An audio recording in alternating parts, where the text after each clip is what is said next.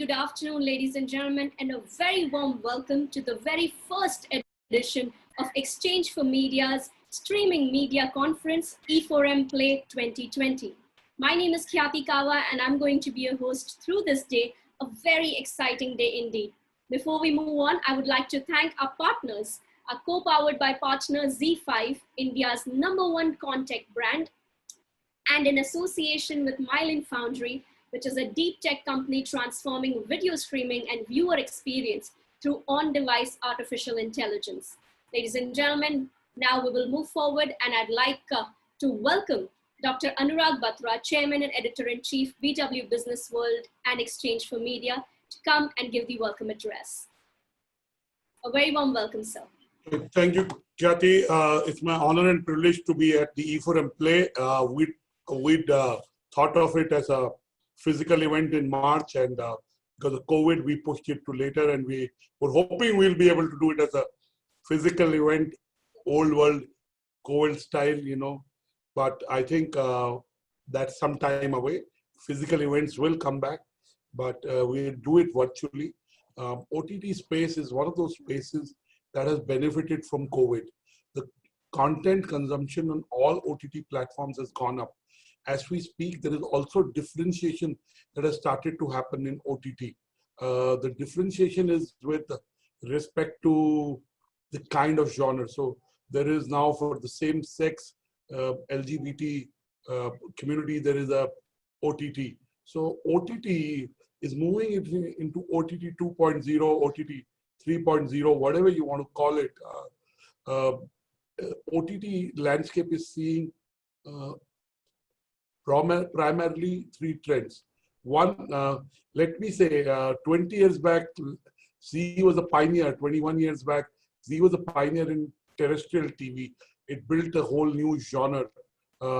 We are at that point where, let's say, where TV was 20 years back, where today we are in OTT. OTT is only about three things. It's about content, it is about audiences, and it is also about technology. So what is happening is that the OTT viewership in every genre has gone up. On-demand content, it's over-the-top television, we call it, but I will use on-demand content as a term to define OTT. The on-demand content, whether you want to see a movie, you want to see a show, you want to see an interview, everything is on demand when you want to see it in your home, on your PC, on your handphone. So really, on-demand consumption is growing. Second is content creation has really become Atmanirbhar. While I say that the last 4 months saw that we were not able to produce new content, but in the last few weeks, we have been able to produce new content, of course, with limited resources and leeway. And we have, so to say, audiences are looking forward to it.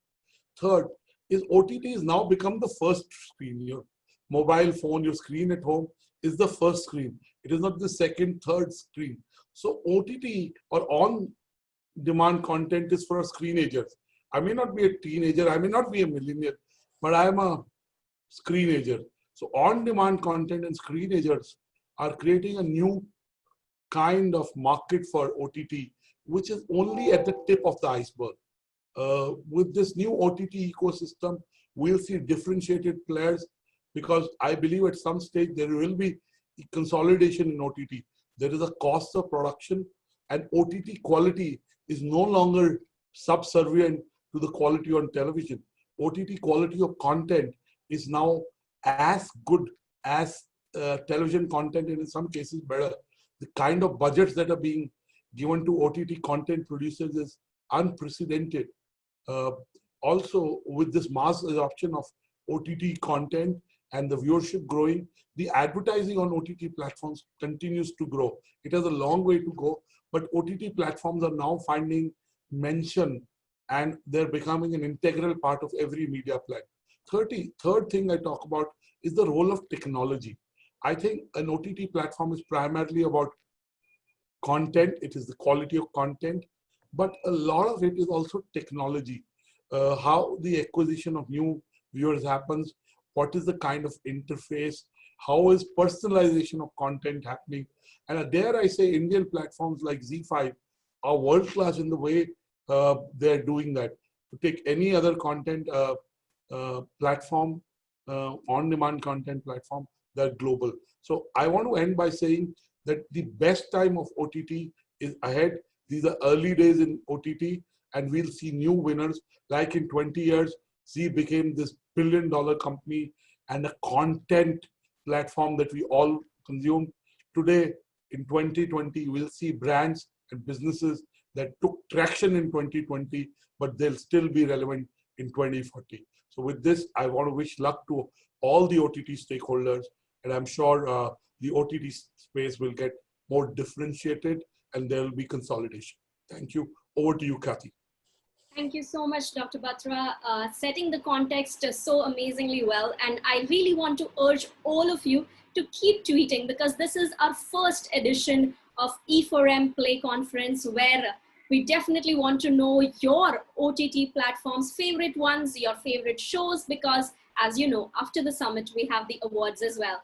But before we move forward into the summit, I would like to once again thank our partners and showcase their audiovisual. Let's have our Z5 partner to showcase their audiovisual, please.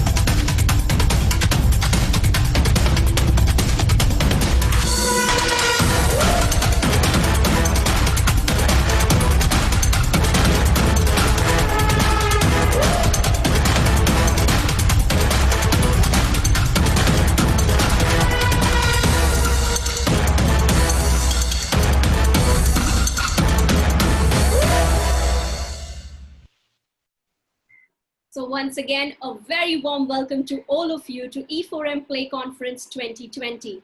Ladies and gentlemen, OTT platforms has grown leaps and bounds in the last few years.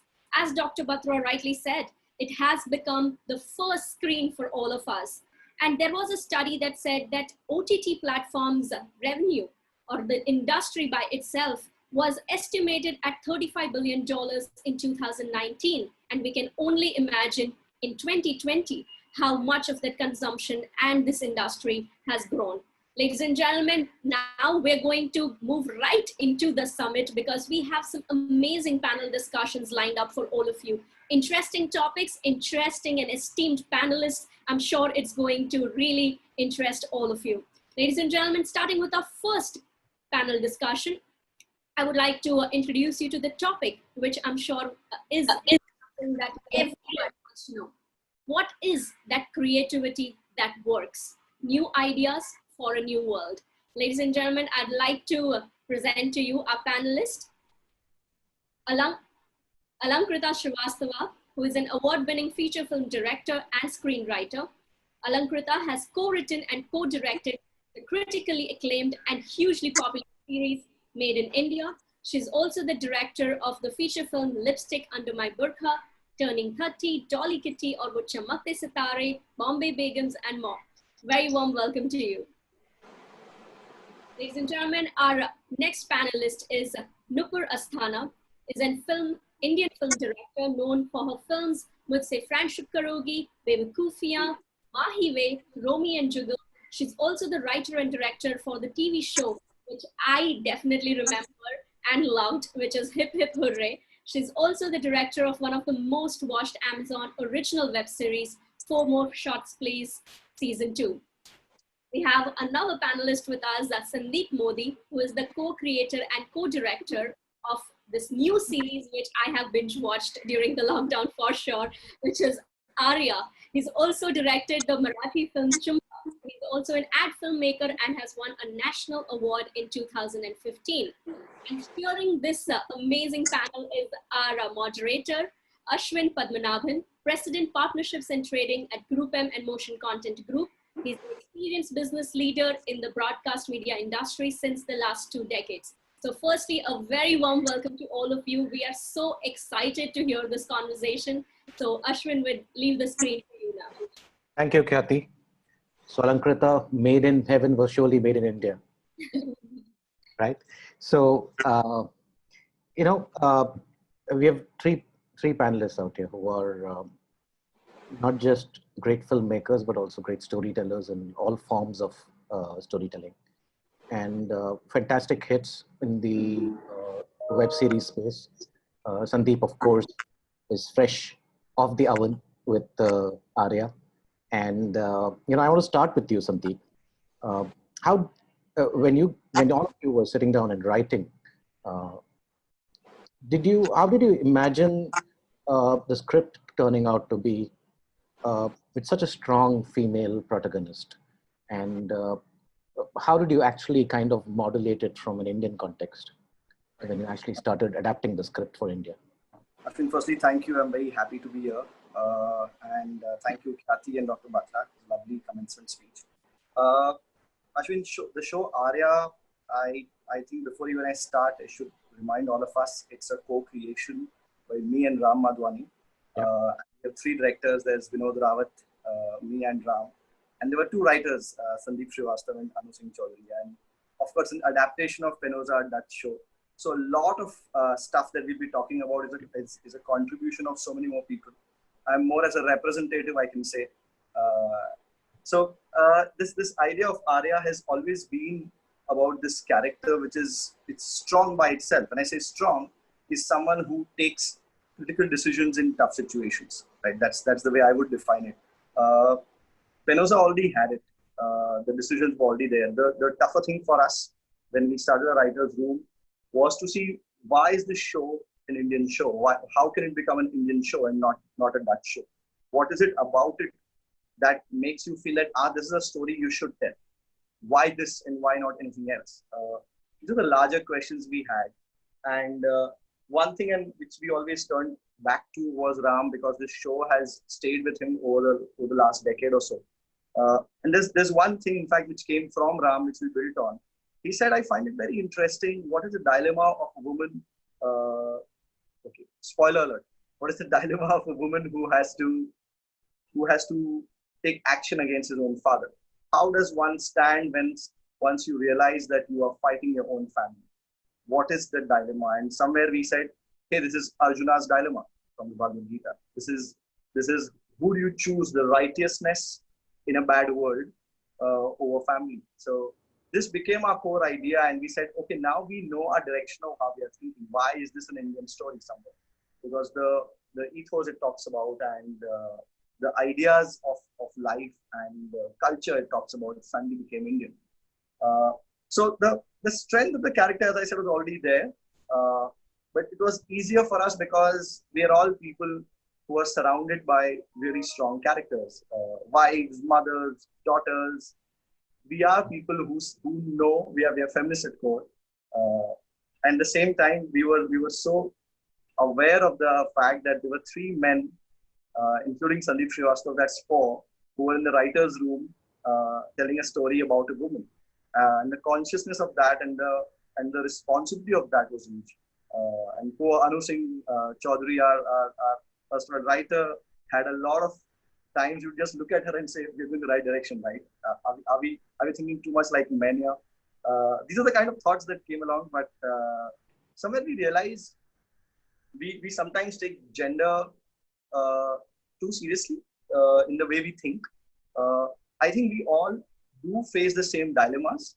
It's the reaction to that that somewhere defines a strong character and a man and a woman. Because uh, if I say that, oh, we are going to do a webinar right now, I'm sure Nupur and Alankrita will have 10 different hands doing 10 different things on the side, while I may just have 5 things which are my responsibilities to handle to make time for this. And that's what defines a woman character and a strong woman character.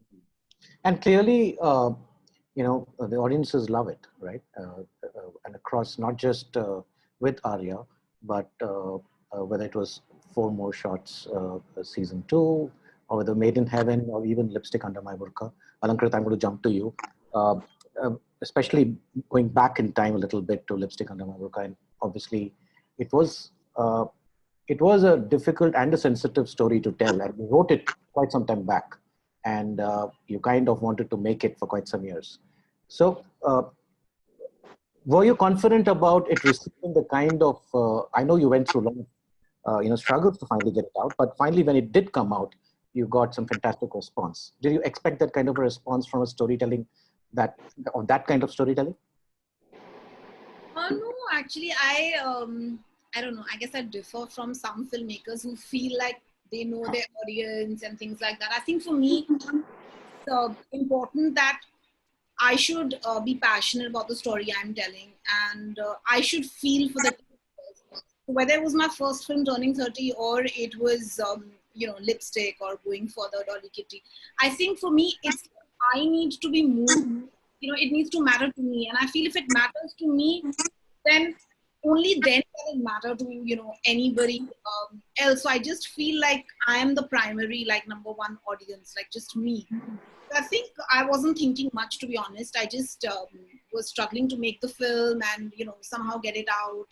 I struggled even to release my first film, so I know that the kind of stuff that I make, it's always like an uphill battle to get this kind of work out, because you don't get that kind of systemic support or institutional support. The market mechanism doesn't actually support this kind of work. So it's always a sort of an uphill battle. But I think I'm just, so I feel also that when we continue to do the work that we believe in, we start creating our own audience. Yeah. And, so I think like one has to just go with that kind of conviction that if you believe, fully in your story, bit by bit, your audience might be small, but you will start developing a small and loyal audience for that kind of work. It's just that they're not enough people who are getting the kind of stories that you want to tell. And I think I was really, rewarded for all the hardship that I sort of went through. And, luckily and fortunately for me, because the film was traveling for such a long time before it released in India, I'd already got a lot of love and appreciation, which went a long way in making me feel a little more, at least it gave me some kind of validation. And it really helped me fight all my battles in India, whether it was, for getting distribution, or it was, fighting the ban and, censorship, etc. So I think we need to believe in the stories we want to tell. And for me, I think, what I write and what I make is very personal, and very much like the lens is my own politics and my own value system. So I think I can't make something that I don't believe in 100%.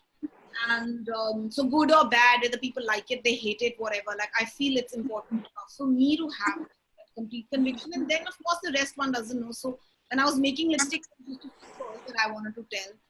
And I'm very grateful and very encouraged, actually, by sort of love and appreciation and conversation and debate and discussion that happened because of it.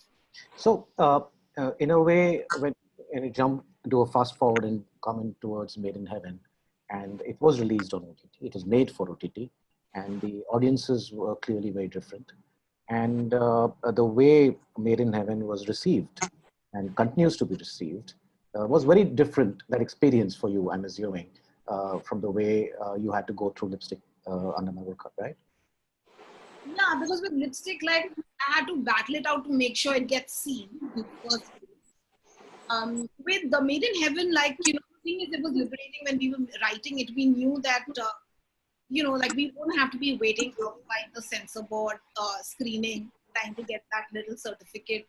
So that kind of at least makes you feel like, that part, that one huge hurdle is sort of not there. I don't think a show like Made in Heaven, it's hard. I don't know how it could have been a sort of a film that would get passed without cuts by the censor board. So in that sense, I think it was very beautiful. And also, I think like the big difference between a series and a film is that a series is much more collaborative. So there's a lot of sharing, and it's not as lonely in that sense. So I think that it was a very, very different experience, but very, very rewarding and very, very fulfilling and a lot of fun.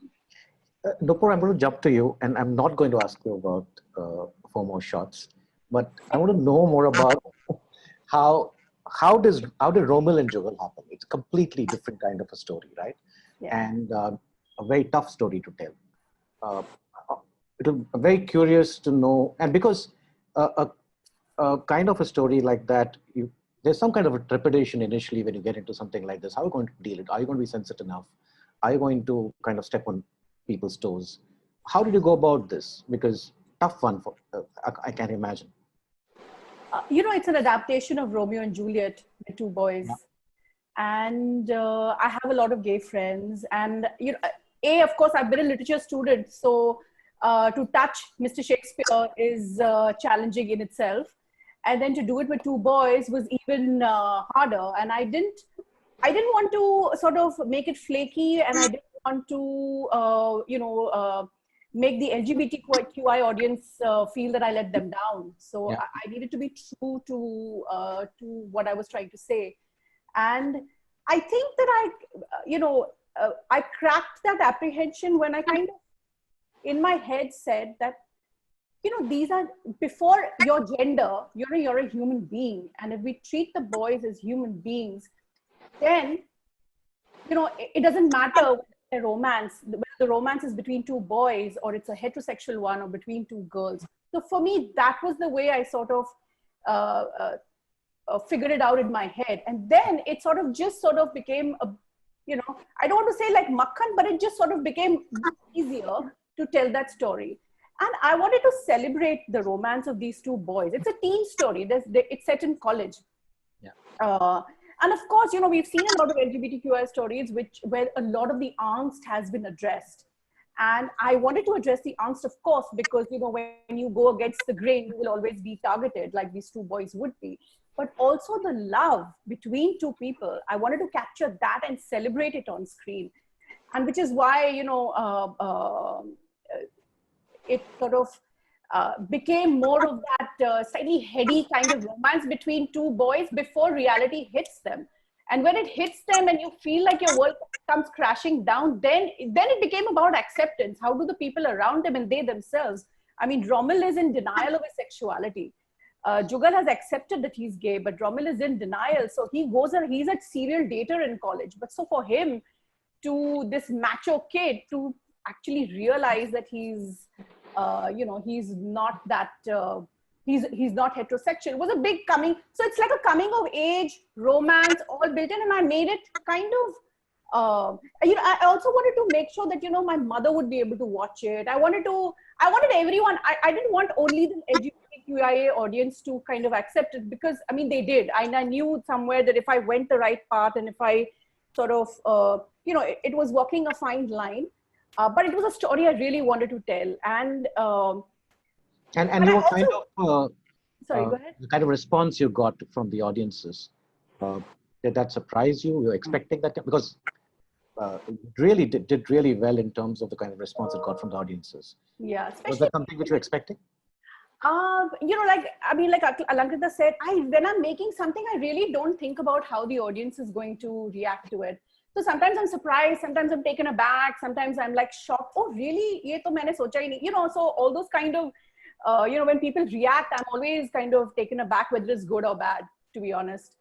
And so the LGBTQ audiences, they loved it,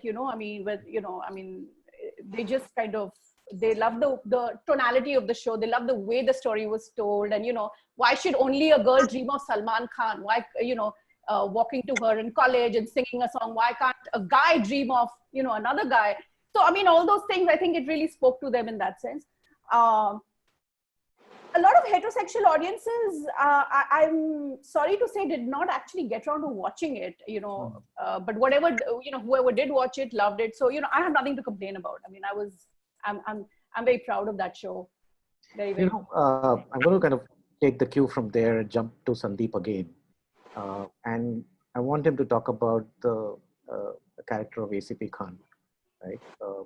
Again, it was almost like two stories running in parallel when you think about Arya. There's ACP Khan's story and then there is a Arya story, right?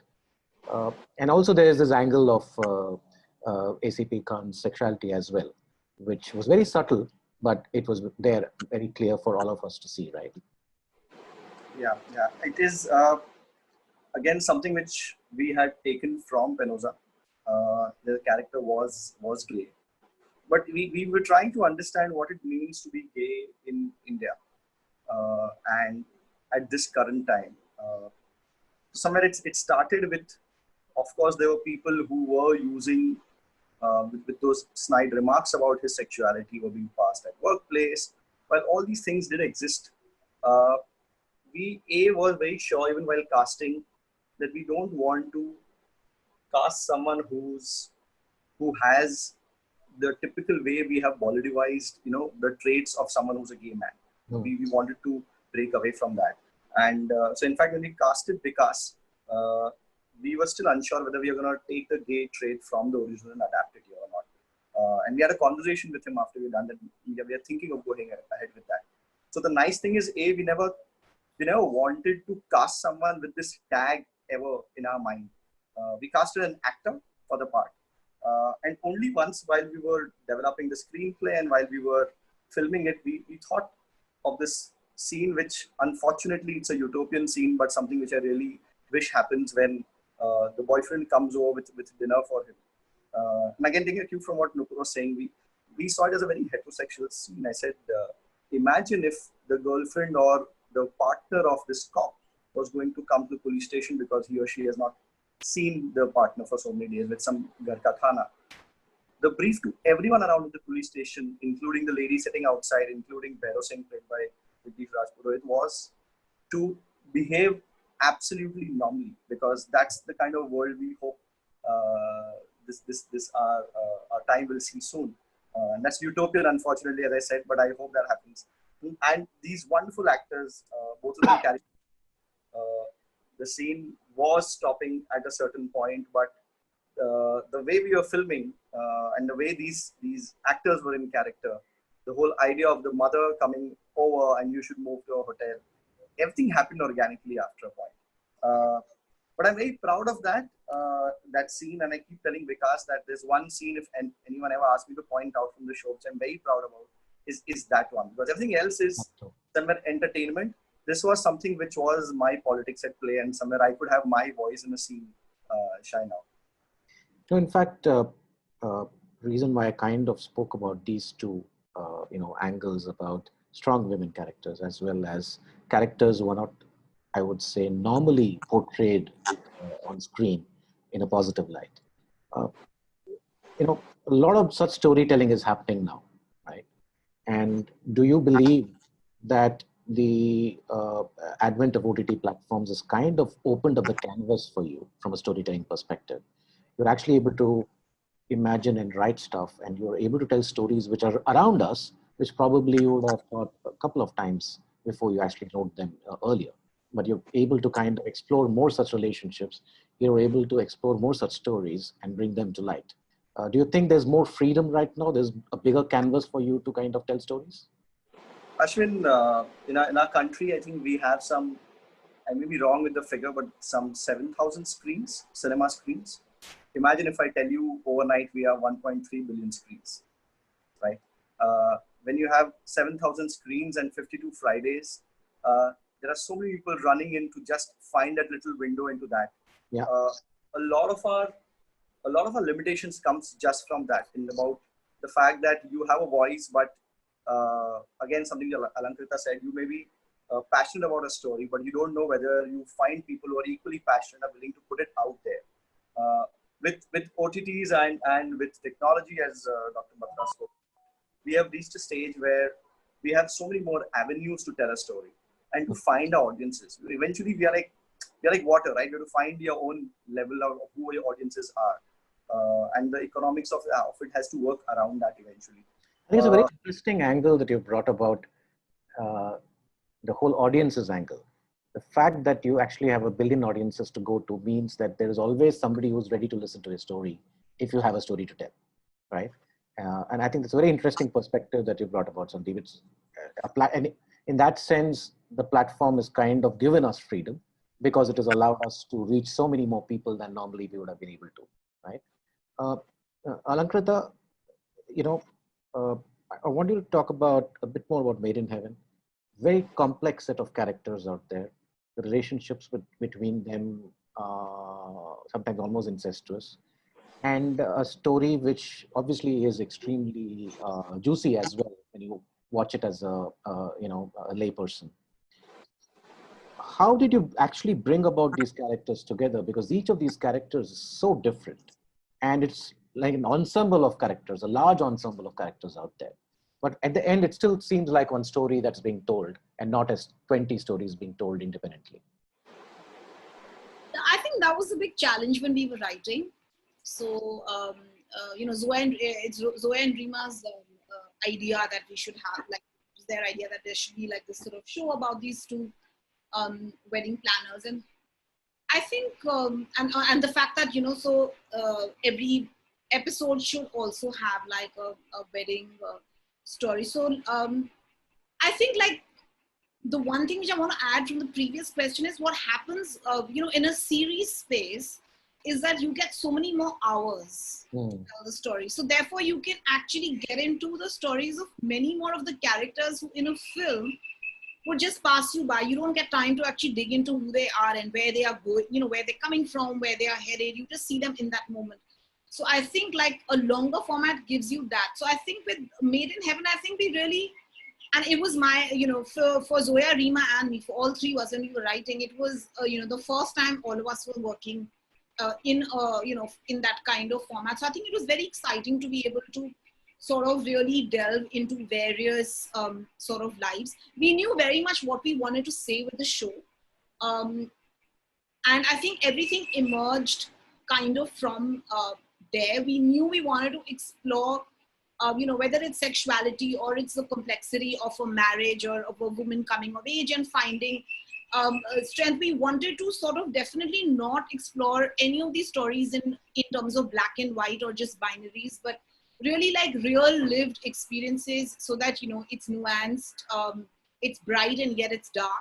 So I think we were very clear that we wanted it to be a more holistic kind of portrayal, and that in itself meant that the characters were more complex. And I think like we did want to do this whole unraveling, which I feel like was tough, but I think we wanted like the characters to start from a certain place, and by the end of the season, True. especially the main two characters, and you see them in a, you don't expect, I mean, we hope that people didn't expect to see them where they did. So I think in that sense, that having that space was really sort of interesting. And I think I had never been in a writer's room before, but I think, that whole process, I think we really was, like I was saying, I think a series is very, very collaborative. And of course, Zoe and Reema have been writing together for years, and I was like the new entrant, but it was such like an amazingly alive and really beautiful atmosphere where we really like, we would talk so much about life and things we know, we've heard, we've experienced, and, we try to bring a lot of that into the show. So I think the idea was to keep it as real and human as possible. And I think definitely to not sensationalize anything or to put a sort of, and look at all characters with empathy and humanity and not judgment.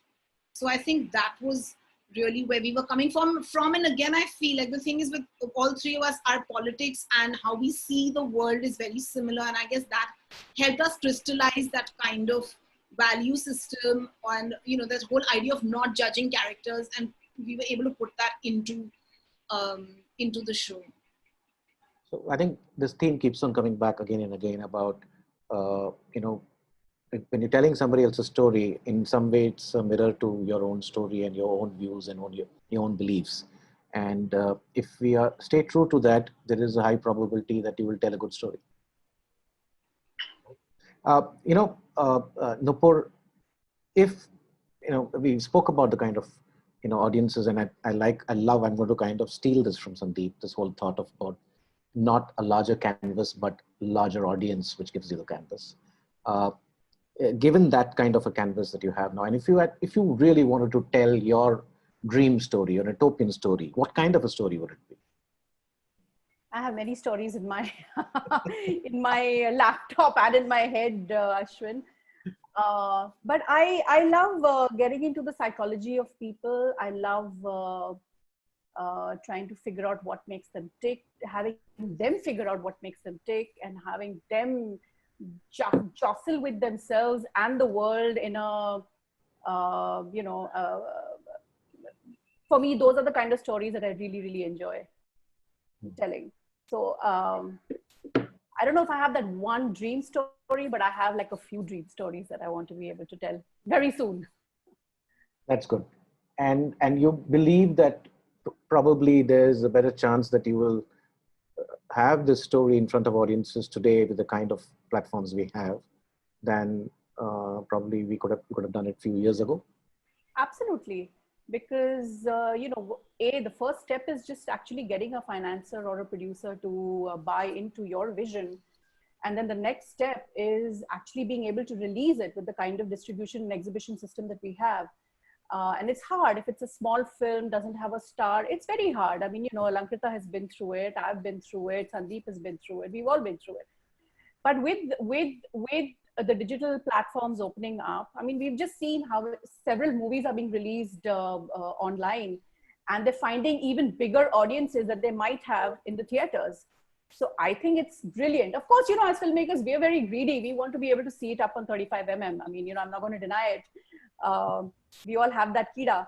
But having said that, I think abroad they have this thing where in the West where, correct me if I'm right, Sandeep and Alankrita, that, you release a film for a week and then it straight away, like if a Netflix buys a film, yeah, then they sort of release it for a week or 2 weeks and then straight away it goes on the platform. So if somehow, if platforms in India can do that, to at least have that big, big screen experience and then watch it, and whoever doesn't get to watch it then can watch it on their screens at home. So I think it's a win-win situation for all of us filmmakers and storytellers out there right now. Sandeep, so there is Chumbak and Wamin, a very different kind of a story that you told. And then there is, of course, Arya. Again, so a very different genre itself. What could be, and I'm going to basically repeat the question which I asked before, right? I know you've guessed it. So what would be that story? There's Chumbak, there's Arya. And what is that third kind of a story that you would like to tell, which is beyond these two?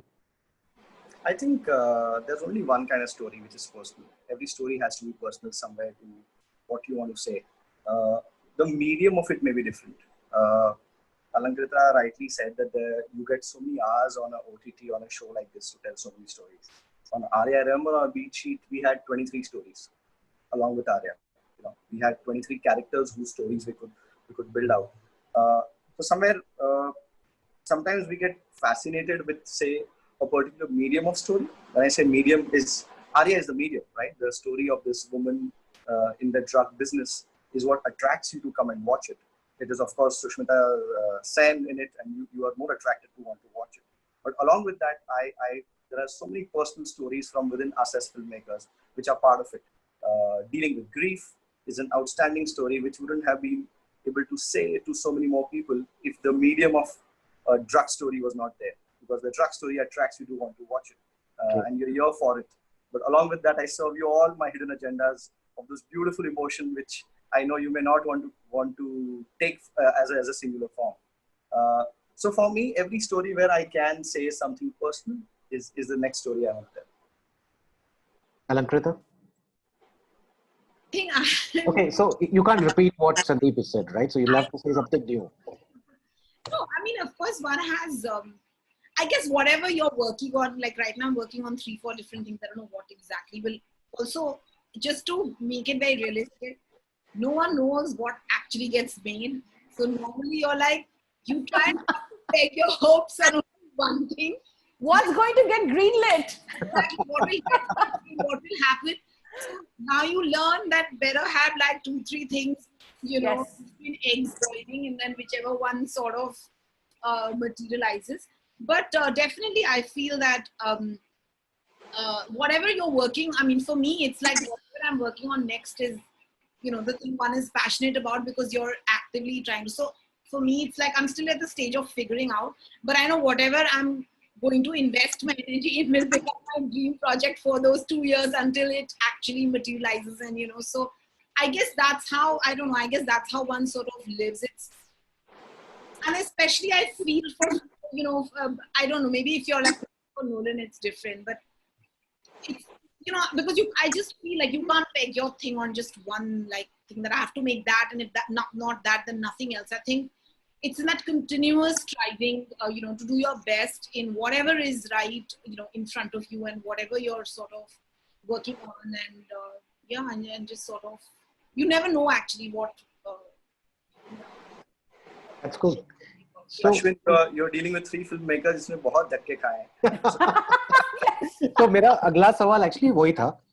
If obviously one is the story that you want to tell. The other is that the story you want to tell, but if you have to make this journey slightly more easier for you, beyond actually grappling with the way to tell the story, what kind of a support system or what kind of an environment do you think, if you're able to create, you'll be able to actually tell your stories better, faster, and probably in a more dramatic manner if you need to?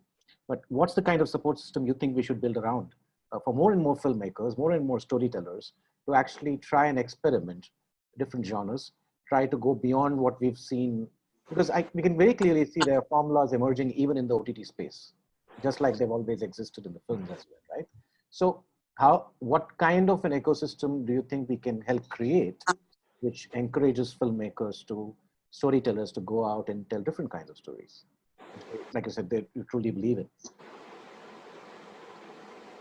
I mean, I think first off the bat, I'm not a producer, so I would love to have a producer who believes in whatever I want to say and says ki ha yaar, let's make this right now, so that is the first step that every filmmaker kind of hopes for.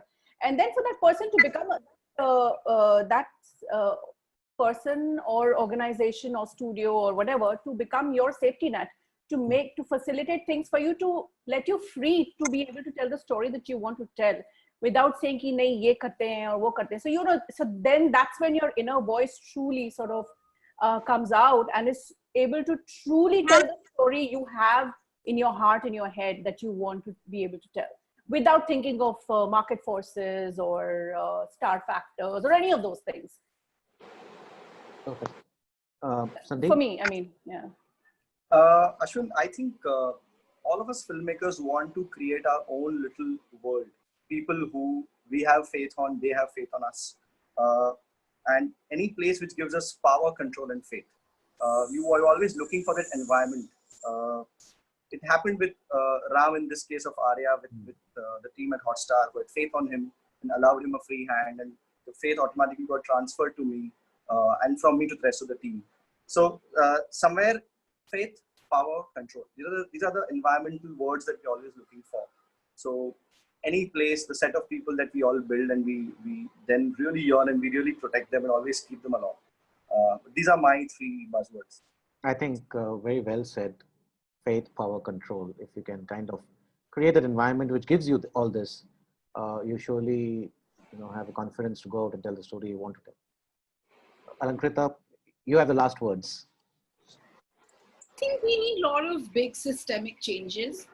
The way popular cinema is structured. So I'm talking about like just a larger thing, because I feel like one fears that those same power structures will replicate in the digital space. Mm-hmm. Is that first of all, there's the worshipping of the male hero. You know, this cisgender heterosexual man sitting on top of the privilege pile who is the hero. And actually, the entire or the entire economics of the film industry works just to push that forward. So all marketing money goes there, distribution faith goes there. So all like show timings, things like that. All funding goes there. So it's a sort of a very old school power center in terms of the institutions that are creating cinema. So, you know, the thing is that it really needs to change. Because what I feel like the biggest thing is that independent cinema just doesn't get that kind of support. So the independent cinema doesn't get budgets, doesn't get that kind of marketing support, doesn't get distribution. And then because of all this, our audience does not at all patronize smaller films. So any small film that does well is actually, it's like a miracle. It's out of the blue. Like maybe one or two small films in a year do well at the box office. And they already have to spend so much to just release, like, you know, it's so prohibitive. So I just feel the entire system actually is functioning in a way to perpetuating the male star and really not giving space to newer voices in a systematic manner, like support them with funding, support newer cinema with distribution avenues, have theater, like, you know, change ticket prices for smaller films. Every studio should allocate a certain number of smaller films with newer talent that should get made every year. Otherwise, there will not be a diversity in the stories that are being told. So it's a huge actually issue. So, you know, I mean, not, for instance, things like cast and all, you know, there are hardly any Dalit filmmakers. Women filmmakers are also very far and few. It's like Pricewaterhouse has done a study that hardly 7% of films are actually made by women. Yeah. So there is a systemic problem as to why our stories are not more diverse. And I think like there needs to be a shift, and it's coming from because there's no way, like unlike Europe, which has like, there's a way for independent cinema to get money. In India, there's nothing. You're fighting for the same resources. So those resources need to be redistributed is what I feel very, very strongly. Censorship has to be told, bye-bye. This is a democracy. You can't be here. So these two things I feel are critical when we think of like the cinema space. And one really hopes that these same kind of formulaic structures don't start replicating themselves in the digital space, because, you know, I mean, at the cost of sounding whatever, but I feel every person on the digital space is not getting the same kind of budgets. Right. Then there's this whole talk of there's censorship and all coming into the digital space. So there needs to, you know, so of course the digital space is way more democratic. There are way more newer voices and things like that. But I feel like, you know, so that kind of really needs to sort of encourage. And I feel like studios which are making stuff for, or streaming services which are doing stuff in the digital space also shouldn't get stuck to their own formulas. You know, at this plot, this whatever, there must be this hook thing here. And so I feel there's even, like, this is right now, it's very new, but one just hopes it doesn't get stuck into a sort of formulaic sort of space, because then you won't have so many breakout I shows. think it's an important observation and a point that the reason why a lot of these stories that the three of you have actually been able to tell is because the digital environment has given you that freedom and has given you support to be able to tell the stories. And as this digital environment actually becomes more and more mainstream, and has actually become mainstream already, your fear, and I think it's a valid fear, is that the structures which probably prevent you from telling these kind of stories elsewhere, they should not kind of creep into this environment as well, right? And how else can we build an ecosystem which encourages filmmakers to tell their stories, whether it's a small story or a big story in terms of budgets? And how can you ensure that these are placed in front of the audiences from a distribution perspective, right? So alternative ways to take stories to audiences and alternative ways to fund storytelling clearly seems to be kind of a support system. If you're able to create, we'll have more and more, you know, storytellers coming out and wanting to tell stories, right? So I think there are a couple of questions here. before we wind up. So there's this question: stories are inspired by real life, but when the real lives are inspired by stories, they become an example. So does that, okay, so this is like it's like a wheel. Inspired by stories that become an example. So does that example ever become a story again? And I think obviously a lot of real life incidents that we see, especially around crime, are inspired by what we see in storytelling on screen. And there are cases where they've made it back to coming back on screen as well. So yes, it happens. Have you folks thought about VR, which can give you cinema hall experience from the comfort of your home? I guess if any of you want to take it, Sandeep or Nupur or Alankrita. I haven't thought about it. You know, I'm sure this will happen because obviously the current environment that we are in, the COVID related environment, is forcing everybody to become more creative. And, you know, we are all being forced to watch and do things from home, which means I strongly believe, if not VR, surely augmented reality will become a part of our lives pretty much, and it will become pretty much common actually. There's also firstly, congratulations on all your shows and the work you guys have done. It has been truly path-breaking. So many people I know, including me, have interesting, at least we think it's interesting, concepts for a show, but don't have the ability to flesh it out in the form of script or a screenplay. How does one go about developing these? Any advice? Anyone wants to take it? So I just want to say that there is, I think the main challenge about being a writer is that you have to just put in the time and, you know, put in those hours in front of the computer, or if you're writing. I mean, so there's really no getting away from, actually, if you don't write, it won't be written. So Okay. if you're writing yourself, then you just have to discipline yourself and sit for those hours and, you know, force yourself to write. And it really is a discipline. Yeah. I mean, There's you have to nothing really force magical. yourself. No Yeah. inspiration and all, you have to just sit in. Nothing. It's 99% perspiration. Right. So thank you so much, Alankrita. If you don't mind, I'm just gonna chip in here. We just quickly had one question from Avni Saxena, who just dropped in. She said, your thoughts on mentorship in this industry and creating a larger community?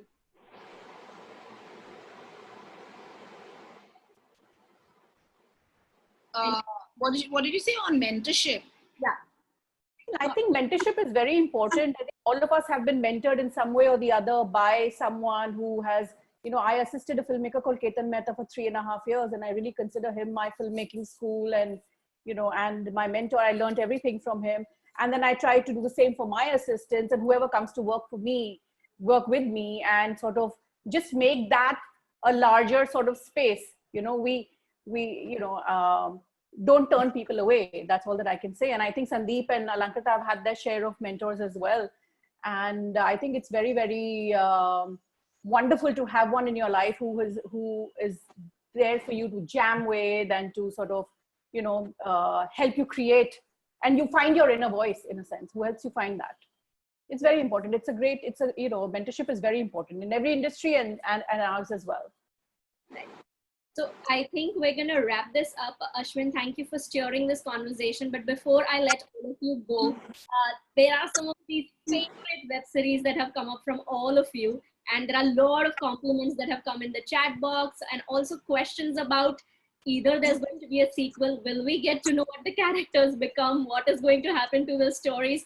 If you have one take on, if you're working on something that we can watch or look out for in the future. If you'd like to say that. Okay, I'll go in first. I think I already see Abhishek Rege from Endemol and Tarun already here for the next session, but just a shout out to both of them. Abhishek will concur that Ram and team and Hotstar and Endemol are working on the future seasons of Arya 2. So it's in the works. Mehnat lagegi, as Alankrita said, a lot of hours will be spent before something fruitful happens with that. Hello, Abhishek. Hi guys. Yeah, I mean, Hi, hey, Abhishek. hi Nupur. So Hi. I'm glad there's so many faces we are working together with on. But yes, that's the new norm. I mean, there's a lot of effort, but we have to keep partnering across the board as well. I think that's the way for the future. So looking forward. There is a season 3 of Four More Shots Please happening, but I am not directing it. I needed to move on to a new challenge because I'm not a creator, right? So I don't have that, that responsibility on me to take the characters further. So I'm moving on to a new challenge, but there's definitely a season 3. All right. Alankrita ma'am. Well, my lips are sealed about Made in Heaven. I can't say anything about that. But yeah, my film is releasing on Netflix called Dolly Kitty or Wo Chamakte Sitare in September. And I have a show which I've done with Abhishek Bege right here called Bombay Begums, which is going to be out a little later. The date will be announced as well. So do watch. And you know, we were talking about mentors, and I can see my mentor out there on the screen right there. Hello, Tarun. Hi, Tarun. Hi, Nupur. Hi, I'm Ashwin. Good to see you. Hi, Tarun. Hi, Sandeep. So with that, thank you so much, Ashwin, once again, and Nupur, Alankrita, and Sandeep. Thank you so much for bringing your thoughts to the table. It was a really interesting and intriguing conversation that we've had. And as viewers, we all are waiting for your next big projects coming out. So thank you so much once again. Thank you so much. Thank you, Thank you. Ashwin. Thank you, Thank guys. you, guys. Bye. Bye. Bye. Bye.